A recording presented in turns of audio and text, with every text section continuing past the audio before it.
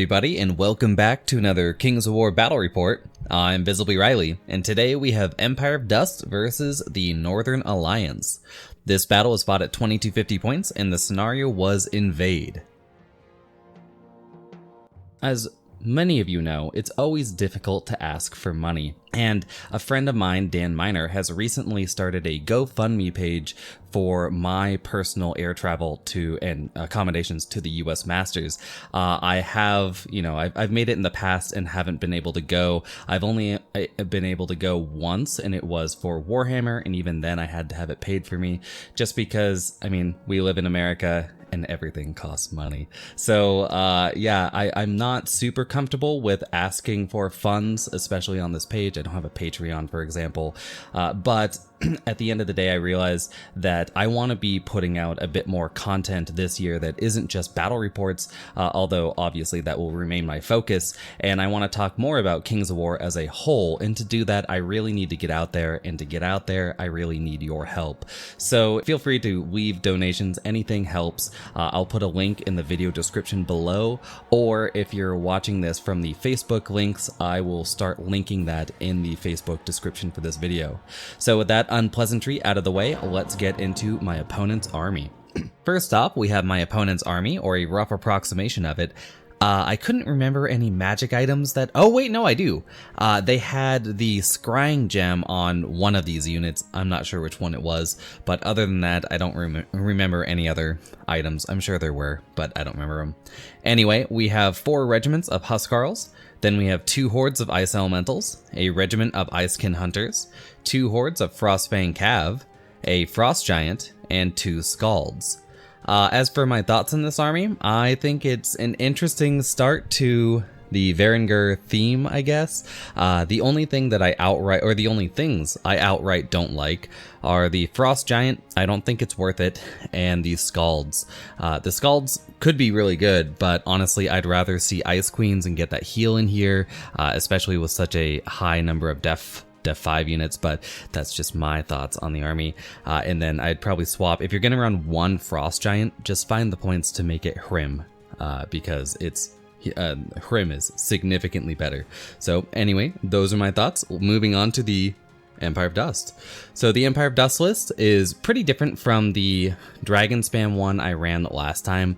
This is just in keeping with the more standard Empire of Dust from version 2, and I wanted to run a list like that, so I did. So starting out, I have a horde of Enslaved Guardians with Sir Jesse's Boots of Striding. Then a horde of Skeleton Warriors with the Aegis of the Elohi. 2 regiments of Mummies, one of whom has the Healing Brew and the other the Sanguinary Scripture. 2 regiments of Scavengers. A Bone Giant, a Monolith, the Soul Snare, the Idol of Shobik, a Cursed High Priest with Heal 5, Surge 8, and Shroud of the Saint, so Heal 8, and then a Pharaoh with the Eternal Guardian upgrade. As for my thoughts on this army, it's pretty, as I said before, it's a pretty standard Empire of Dust list in terms of version 2. It's very healing oriented with the Mummies. I brought the Healing Brew, the Sanguinary Scripture, and the Aegis of the Elohi as magic items on top of the Shroud of the Saint, Cursed High Priest, and the Idol of Shobik. So I have heal 13 in the list, I have 2 regen 5+ units, and then I can get a pretty decent amount of Iron Resolve, including an Iron Resolve 2 unit on that Skeleton Archer horde, or Skeleton Warrior horde. As for some of the units here, the Cursed High Priest, honestly, I'm sorry, the design is just a failure here. It's way overcosted, and it's interesting, like, I guess I shouldn't say it's overcosted, it's not optimized very well. It's in an army that it's always going to want to have Surge, and it has to pay 30 points to get its base ability.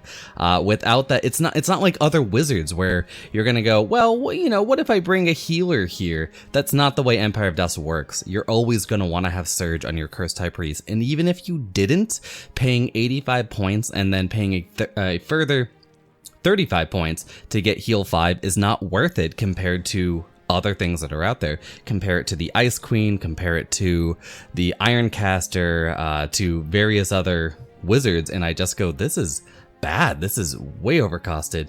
I honestly, and it's not like it's a huge thing, right? It's 180 points for the Shroud of the Saint, or 150 to just get heal and surge, which is the bread and butter of this. I think honestly, it should probably be about, if you're going to leave all the rules on it, which that skeleton rule, it's not very good.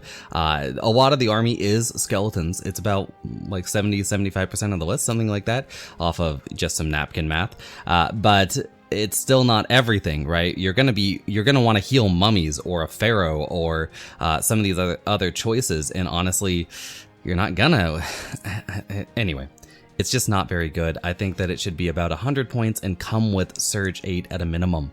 But anyway, enough about the Cursed High Priest. It is the best heal you can bring, or the best spammable heal you can bring, because it's the only one. So I guess there's that.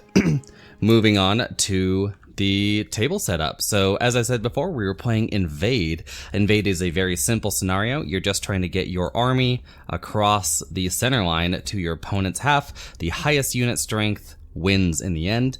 There is a change from version 2 Invade, because in version 2 you had to have the unit's entire footprint across that center line, but in version 3 it's just 50% or more than 50%. The majority of the units over, you're good.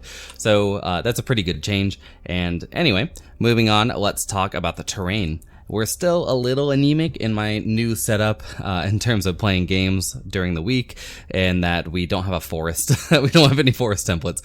So we've got one height 7 forest. To the right of that, we have a height 6 bell tower. Then to the left of that, we have another height 7 forest. Then right on over here, we have a height 4 impassable attached to a height 2 obstacle. In the middle of the table, we have a big ol' height 3 hill. Then right below that, we have another height 4 building or impassable attached to another height 2 obstacle. To the left of that, we have another height 3 hill, and then right above that, we have another weird height 4 building, and that's it. So pretty simple table, pretty simple scenario. So we'll see how it goes in the end, and let's push forward. Looking at the units in the army, we will start on my opponent's side of the table. Starting on the left, we have the first horde of Frostbane Cav. To the right of that, we have the Frost Giant. Then the first regiment of Huskarls. I believe behind them is one of the Scalds. Then off here to the right of that, we have the second regiment of Huskarls. We have both the Ice Elementals, one of them being an empty base, so you know, that's pretty skilled.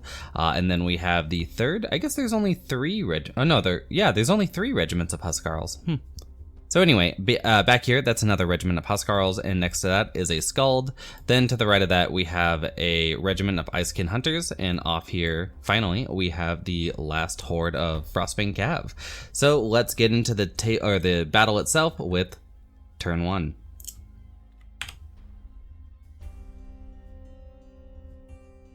Hello everybody, coming back to you from the editing lab, because apparently yesterday when I did this battle report, I forgot to talk about the Empire of Dust deployment. So let's do that. Starting from the left, we have the first Bone Giant, behind them the first regiment of Scavengers. To the right of that, we have the first regiment of Mummies with the Healing Brew. In between them and the next regiment of Mummies is the Pharaoh with the Guardians upgrade. Then we have the second regiment of Mummies, these have the Sanguinary Scripture. Behind them is the Idol of Shobek. To the right of the Shobek is the horde of enslaved guardians with Jesse's boots. Then in front of them is the Soul Snare. To the right of that is the horde of skeleton warriors with the Aegis of the Elohi. And behind them is the second regiment of scavengers. And then to the right of that, we have the second Bone Giant, and behind that, the Monolith. So that'll do it for Empire of Dust deployment. And with that, let's get into the battle itself with turn 1. So on turn 1, it ends up being the Empire of Dust that go first, and they do what the Empire of Dust does for turn 1 and just sort of advance forward, maintaining our battle line.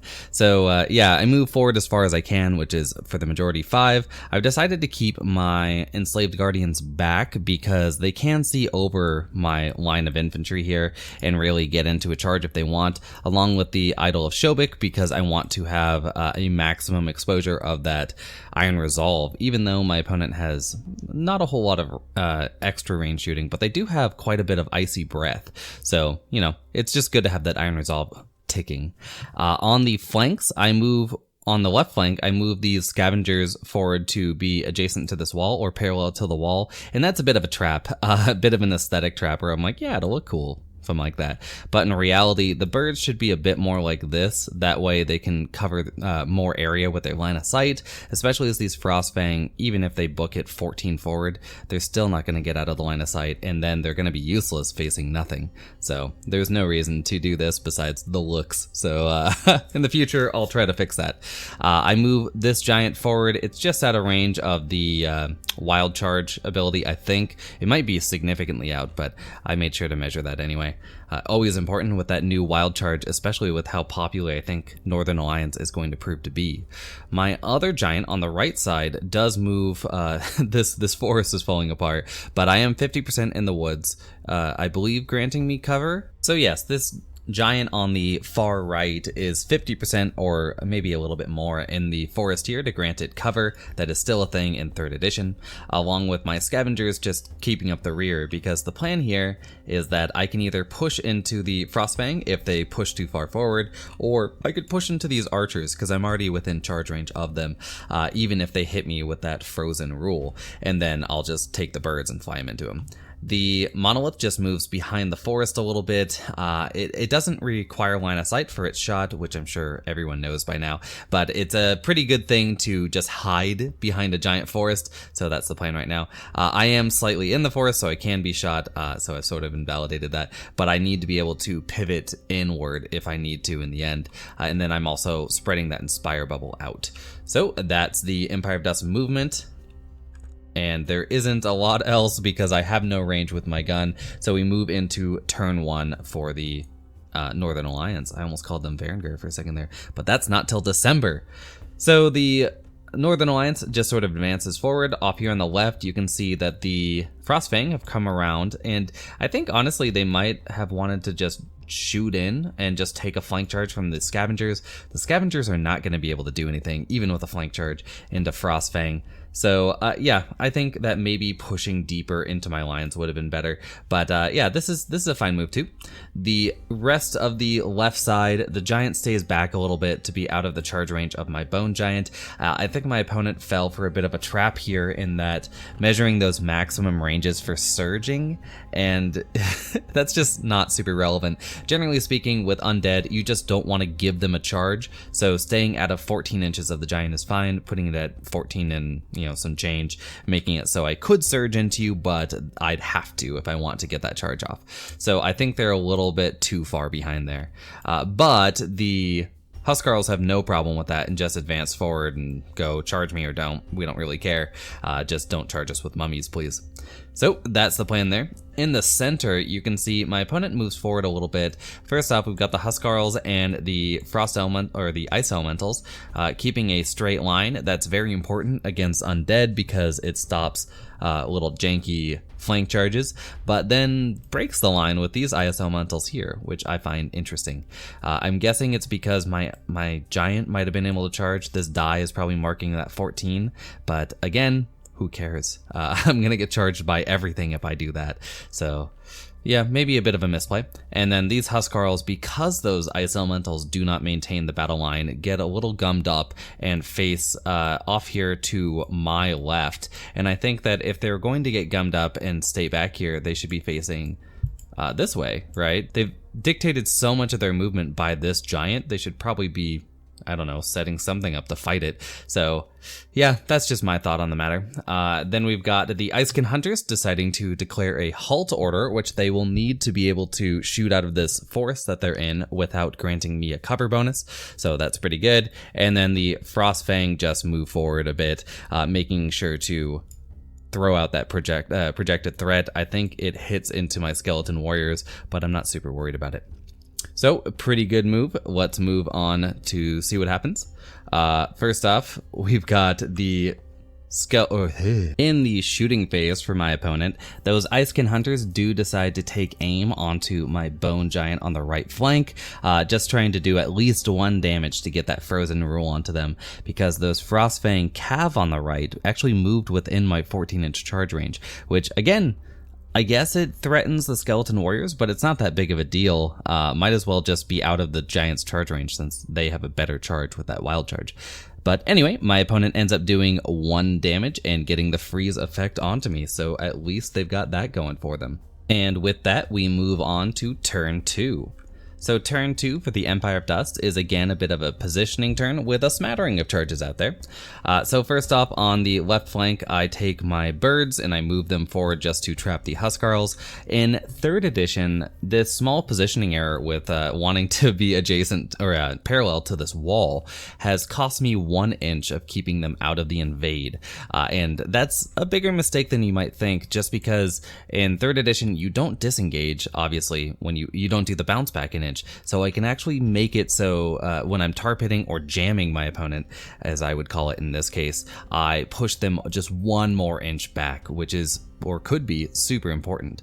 But I guess by not charging, I do block up the giant a bit more. So there's positives and negatives. On the hill, I move forward with the mummies and I split them, as you can see, just to face the 2 sides of my opponent's army and split around this building. These left mummies probably won't go off to the left and fight, but they are threatening to do so just to keep my opponent honest in terms of how they're facing, so they can't just rush past me after killing or whatever. If they choose to kill the birds and overrun, I will have an easy flank with no surge necessary. So yeah, it's just something like that. And because I have surge, or because I'm playing a surge heavy force, I can still just pivot them and go off into the middle anyway. Speaking of that middle, I do take my giant and go into these Huskarls. The plan is to have these mummies surge in there because the corner of my mummies on this flank will hit into the Huskarls before I hit the ice elementals. So yeah, I can abuse that. They do have a straight line, but I just jut my unit out a little bit because that's all it's about, is slamming into people. So yeah, I think it'll be like a 6 or a 7 inch surge. I think it's a 7. Maybe even an 8, but it doesn't matter. It's not a big surge with surge 24, I think my list has.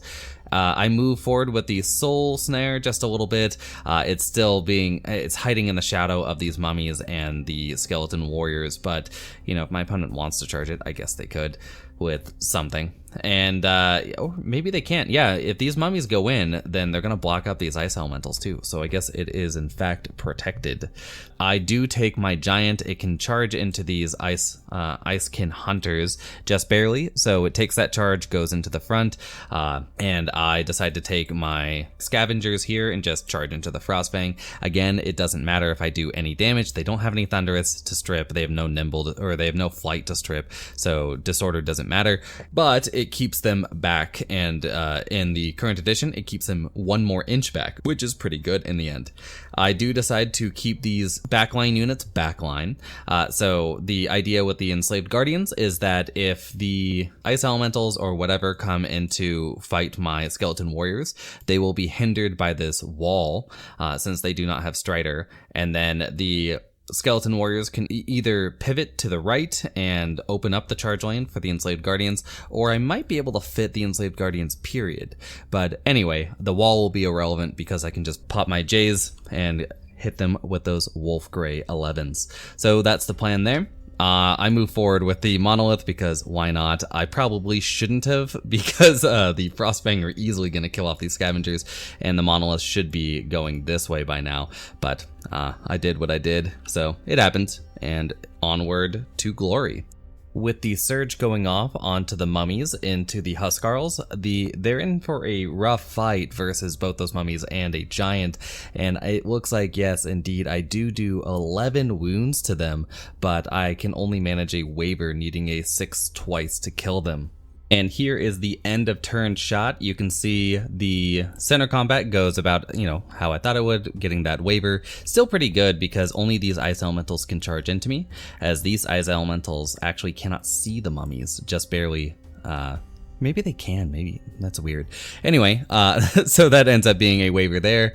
On the right flank, you can see that the Bone Giant does all right. It does 5 wounds to the Icekin Hunters. It could do better, could do worse, so it's fine. And then the Scavengers do 0 wounds to those Frostfang Cav. They, in fact, don't even hit them. So, it's whatever. It doesn't matter if they deal any damage. it would obviously be a bonus, but it's just a bonus in the end. And with that, let's move into turn 2 for the Northern Alliance. So turn 2 Northern Alliance goes about how you might think it does. So on the left here, you can see the Frostbane go into the side of my Scavengers along with the Giant and the Huskarls. That's going to be a hot double 1. Let's see that Devastated come into effect. And in the middle, it must be that these Icekin Hunters could not see past Icekin? Ice Elementals could not see past these Ice Elementals to see the flank of the mummies, because that's a super obvious charge. So instead they go into the front of my skeleton warriors, and yeah, it's a hindered charge, but it is what it is. These ice elementals do go into my mummies, hoping to slap some damage onto them, while these Huskarls don't have anything else to do because, well, these Huskarls, it would have been nice had they been able to back up out of the way, but they're just not fast enough to allow these Huskarls to get into the mummy charge as well. So instead, they just turn towards the flank that I thought they should have been staring at anyway, and just stare down my Giant, while the Icekin Hunters go into that said Giant, and the Frostbane Cav go into the Scavengers. So my chaff should be gone this turn, but I'm doing fairly well in terms of pushing into the table, but I don't know, the Northern Alliance do throw out a lot of damage, so we'll just have to see about that. And as you can see here, it goes about how I'd expect it to go. On the left, the Scavengers are taken out, and my opponent does turn around with the Huskarls and the Frostbane Cav to face off against my mummies on the hill. While in the center, these mummies do take damage, but they don't manage to be killed off. And then these skeleton warriors, I think they take 5 wounds here, but with Iron Resolve 2 it gets knocked down to 3, and then their life leech 1, so in the end it didn't even matter. And then the Bone Giant manages to fend off some Icekin Hunters, although they are capable fighters with their melee 4+ and elite period. So I take a couple of wounds for my trouble, and that's that. So let us move into turn 3. So turn 3 for the Empire of Dust is pretty simple, or at least simple for me. First off, I take my mummies that were on the hill and go for a charge into the wounded Huskarls. Now I will have +1 Thunderous. I did not have it over here because I didn't manage to get into the Huskarls before with 1 surge. So I surged off the hill, and then I surged 1 inch to hit them. So this time I will have the Thunderous, +1 Thunderous for charging down a hill. So taking that into the Huskarls, although they are severely wounded, and I take the Bone Giant in there as well, just for a bit of assurance with that brutal and some, D6+6 attacks. And I take the other mummies that had been fighting against the Huskarls before, and I countercharge the Ice Elementals and join them with my Pharaoh this time. So I'm not I'm not sure that's gonna go super well, but it should be fine for me in the end. I just need to kill this unit over 2 turns. I don't think I can do it in 1. The Idol of Shobik just goes into the flank of these Ice Elementals since they were so kind to show it to him, and the Skeleton Warriors countercharge to go into the front just to heal that 1 wound. The Bone Giant on the top right goes back into the Icekin Hunters, while in the middle on the hill again, I move my Soul Snare forward just to block some charges. It's just blocking movement through here, or the ability to charge into the warriors. I hope my mummies can kill these Huskarls, these severely wounded ones, and turn to face as well. So it's just blocking things up, while the Enslaved Guardians back it up in the rear just to well, they are in charge range of these Frostbane Cav, but again, I don't think they can 1-turn me, and it was a bit of a mistake because this is 15 and I was thinking they were 14 at the time. So anyway, those are the movements, and let's see how it all goes. And here we have the aftermath for Empire of Dust turn 3, and it's quite a good one. First off, in the middle, we have the mummies and my Giant managing to finish off the wounded Huskarls. After that combat, I turn my mummies to face off against my opponent's left flank, or I guess it's their right flank. To me, it's the left flank. So yeah, facing off there, I'm not too worried because there is an obstacle here, so these Huskarls, if they choose to charge me, are going to eat that -1, and there isn't enough space to squeeze to squeeze the unit through the wall and where my mummies are to get double charged. So right now, only one of those units can charge me, either the Frostfang or the Huskarls. And if the Frostfang do it, who do have Strider, the Huskarls will actually have to back up to get that to work. So I just don't see that happening. The Giant decides to just stay where it is because I rolled this combat first instead of rolling the Mummy and the Pharaoh combat versus the Ice Elementals, and I didn't want to leave any sort of cheeky ability to back up 1 inch or disengage 1 inch and then rear or flank charge my Giant, so I just sat it where it was. There was no reason to back up because I can always surge around if that, and I already have a flank set up on the Huskarls or the Ice Elementals, depending on who's there at the end of my opponent's next turn. So that's the plan there. Speaking of the Pharaoh and Mummy combat, yeah, these guys don't do too well. I wasn't expecting them to be able to one-round a horde of Ice Elementals, but they just do pretty pathetically. But again, this is not a combat that's super relevant right now, so who cares? In the middle of the field, I've got my Skeleton Warriors plus Shobik combat managing to nix that Ice Elemental Horde in one go. The Shobik itself ends up doing pretty much all the heavy lifting, as you might expect, and then turns to face again my the left flank to face off against what I think is left of my opponent's army, or the only things that are problematic, while the Skeleton Warriors turn towards the Huskarls and the Frostfang Cav because they could charge them and I want to be ready for it. Speaking of that right flank, my Bone Giant here does manage to kill off the Icekin Hunters, which is obviously a good thing, but after the combat, I'm sitting there thinking about it and I'm like, well, I could overrun and try to get out of the line of sight of the Frostfang Cav and then just eat the Huskarls in the flank. They'll be hindered. I might even be, well, no, they have wild charge. I'm not going to be able to get out of range, but I could maybe eat that flank charge. Who knows? They have a lot of attacks. I think they're at 20 attacks on 3s. I probably can't. But at the end of the day, I decide that, yeah, I can't really eat the Huskarl charge to the flank. I'll probably still die with my Giant. So I might as well pull these Frostfang out of position and tempt my opponent into a double flank charge where that's not the that's not the healthiest thing to do, right? Because if the Frostfang just go into the flank, they'll almost certainly killed on their own, but these Huskarls have nothing else to do due to poor positioning. So I'm just trying to get my opponent to put both units right here so I get one more turn to deal with what's going on my left flank before I actually have to finish off the right flank. So that's the plan, and with that we will move into turn 3 for the Northern Alliance. So here's a bit of a lay of the land shot just to show you how the battle is progressing right now, the foot troopers view. And then boom, right here, the Frostbane Cav and the Huskarls go into that Giant. They do 47, or they did 46 damage because I already had 1 wound on me, and double ones. So yeah, gonna be devastated, but I mean, I'm definitely devastated about that. Oof, that's a rough one. So it's rough for the Northern Alliance, that is for sure. And here is the end of turn shot. So at the end of the turn, we've got, yeah, off here on the right, we've got that double one, leaving the Giant in the game. That's very bad for my opponent, considering they've got these Skeleton Warriors staring down a flank. I don't actually have a flank with the Idol of Shobik. It is facing like so.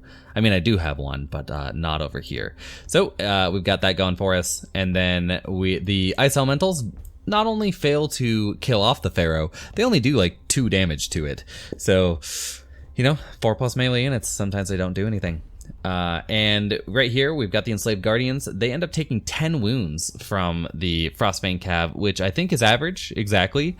And that 17 twice, they don't manage to kill me off. Unfortunately, I do forget to use Iron Resolve here, so I leave myself at 10 wounds, but that's just what happens when you're rusty. And the Mummies versus the Huskarls that were hindered, yeah, they take a nominal amount of damage and just sort of shrug it off. And we move into turn 4. So turn 4 for the Empire of Dust. Starting on the left, we've got the mummies countercharging these Huskarls. So why not? They've got a couple wounds on them. We've got the Soul Snare moving forward as far as it can because no one went after it, and it's going to try to shoot into this Scald. While the Idol Shobik did have a flank charge after all, but into these Frostfang Cav, not good for them because they're also taking that countercharge from the Enslaved Guardians in the front. The Ice Elementals, I decide to take the Pharaoh and countercharge and then also go for a charge with my Bone Giant because the mummies that are over here, they disengage their 1 inch, end up about here, can see the very back of these Huskarls and then are very obviously in their flank. So yeah, they pivot in on the spot, bam, and hit them. So mummies in the flank there. I also take my Skeleton Warriors and go into the Huskarls because at the end of the day, I wanted to push the mummies out of the woods so they wouldn't suffer from hindered. And when you square up the units, the warriors actually push the mummies out, so they do not enter the woods and become it. And then I take the devastated Bone Giant and go into the Frostfang, just fishing for a boxcars here, just to try to, I don't know, force them out. The giant's not going to be too helpful right now, and it's probably going to die next turn anyway, so whatever. So again, a bit of a sweeping shot just to show you how the turn is going before we get into the end of turn shot. So yeah, starting on the left, we've got, or I guess on the hill, we've got the Frostfang Cav being taken out by the Shobik Enslaved Guardian 1-2 punch, while the mummies managed some wounds against the Huskarls here, getting them up to 5, but that's not enough to get a waiver as they are a 15-17. The Soul Snare continues to be a disappointment and does 0 wounds to the Scald, while the Pharaoh and Giant both, the Giant actually does pretty well, I think, managing 4 wounds. And then the Pharaoh actually opens up its sword and is like, ah, yes, the letter 3, my friend, and does 3 wounds to the Ice Elementals, but it's not enough to kill them off, so they're both just staring down. Although the Pharaoh is at full wounds due to a mixture of Iron Resolve, Life Leech, and Regen. And off here on the right, yeah, I did have a pretty beautiful charge here, but the mummies, you know, they're 4+ melee units. Sometimes they disappoint, and I only manage, I manage 11 wounds on these Huskarls, but I do not manage the 6 I need to kill them, so they will just be wavered instead as I roll a 4, which I guess if you're gonna roll a number, don't roll a 5, because then I'd been like, well, I should have sent the giant in, but to get that brutal, but yeah, it ends up not mattering. Oh no, it did matter, because I did 1 wound with the giant. Oh no, I would have killed him! Yikes. So anyway, the giant goes fishing into the Frostbane Cav, managing 1 wound, but does not pull the boxcar out of its ass, and they are still operational. So turn 4 for the Northern Alliance, we've got the Frost Giant going into the Enslaved Guardians. They're still a bit wounded, so I probably went for a heal here and just flubbed it, but anyway, we've got the Huskarls taking 5 wounds from the mummies, going in for that counter charge. The mummies are also wounded now, so they could pull it out of their butt if they, you know, push for it. Then we've got the Ice Elementals going into my Pharaoh. Let's see if round 2 does any better. And we've got the Frostbane Cav going into my 46 wound Bone Giant. So if they double one it again, I guess that's just GG. But anyway, let's see how this all goes. Yeah, end of turn shot here. We don't have any fancy videos. We've got on the left the giant not managing to kill off the Enslaved Guardians either, although I can't remember if the Frost Giant is brutal or not. Yes, it is in fact brutal. So even with that, doesn't manage to kill off the Enslaved Guardians, who are still ready to rock. The mummies here, unsurprisingly, manage to weather the Huskarls' advance into them and just set it off. And again, the Pharaoh's just like, I don't know what you're doing, buds, but you're not going to be killing me. So they do like 2 or 3 wounds, and then I don't have Iron Resolve anymore, but I'll just regen them back, I believe. And then off here on the right, we've got the Huskarls turning to face towards the mummies and the warriors because they're not locked. Oh wait, no, they are locked because my giant was right here. Yeah, this might not have been a legal pivot. But anyway, I don't care too much. The Frostbane Cav do manage to kill off my giant and pivot, as you can see. So now they're both facing forward. And yeah, that's about all she wrote. The Northern Alliance running out of juice right now. But let's see if the Empire of Dust can deliver a killing blow or a telling blow in turn 5. So turn 5 for the Empire of Dust, we've got the Enslaved Guardians and Shobik teaming up again to try to kill off this full health Frost Giant. We've got the mummies again going into the Huskarls. They heal a couple wounds back with their regen, really showing the strength there, and then I'll probably join in with some drain life to try to kill them off this turn. Again, the Bone Giant and Pharaoh go into the ice elementals, hoping to kill them off. And then I take my, I believe I just double charge into the Huskarls again here because maybe I couldn't fit against these, or I just realized it doesn't matter. I think it's the latter, just because I'm not going to do a whole lot of damage with the skeleton warriors, and I don't want to slide the mummies down anymore. So instead, I'm just going to go for a 1-2 punch into the Huskarls, hoping to kill them off. Really hoping I kill them off, as they're on 11 wounds. And then being able to reform, maybe to block off the Frostbane Cav, and then have a flank option available to me. So that's the plan. Again, the Cursed High Priest spending most of the game casting heal, but without that surge, you just don't have the threat. A lot of the strength of a Monster Mash Empire of Dust list comes from the fact that they don't just have 1 or 2 surge, they tend to have 3 or 4 surge, or units that can cast surge. So yeah, that's a big part of it. So that 30 points. Anyway, here are some shots of those charges, just some quick close-ups, and it does look like the skeleton warriors do end up going in with the mummies against those Huskarls, as I originally thought they might.